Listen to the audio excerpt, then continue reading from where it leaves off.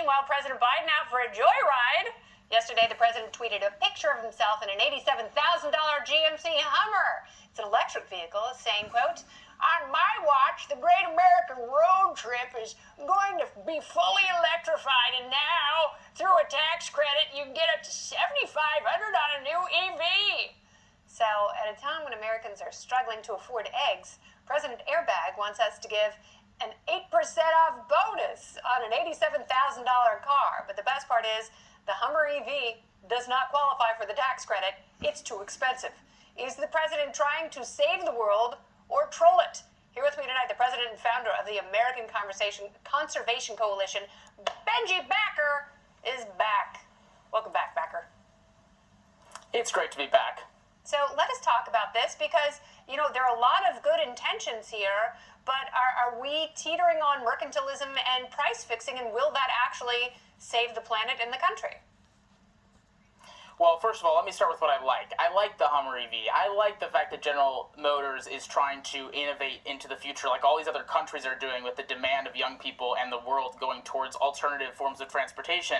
What I don't like is that it is so out of touch with where Americans are because we can't afford to pay six figures for an electric vehicle. And what I also don't like is that it's pretending to be some panacea, some silver bullet to solving our world's environmental challenges.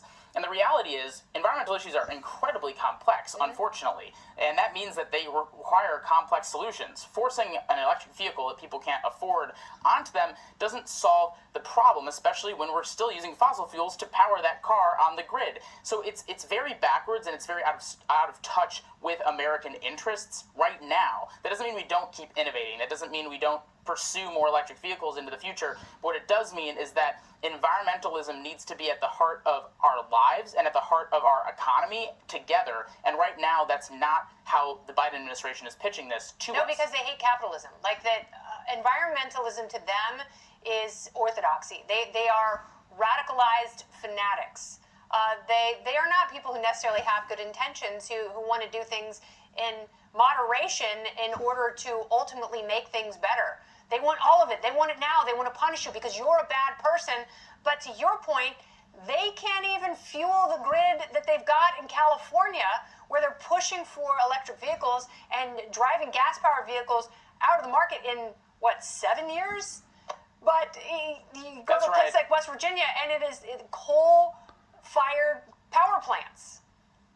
Yeah, that's exactly right. I mean, the 7-year idea that California has to basically ban gas-powered cars by then and have 100% EVs, they know isn't going to work. It's political posturing. It's marketing.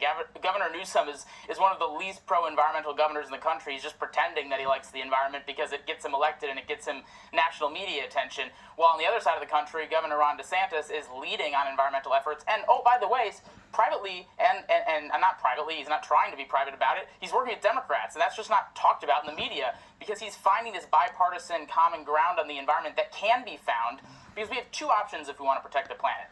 Revolution, which isn't going to work, or evolution towards a cleaner future, which means that we're having all options on the table. Yeah. And that also means that we're doing things in a way that's cost effective. I would like to evolve towards a cleaner future rather than have a revolution towards something that can't actually exist. And that's the way that we're being pitched this. So it's no wonder why so many people are turned off by it. And that's why we're so proud that conservatives are starting to come to the table with their own agenda. And it's the same thing with school choice. There are liberty lovers who have better ideas for doing things in a timely manner. And that is with things like innovation. Benji Backer, thank you so much for your time.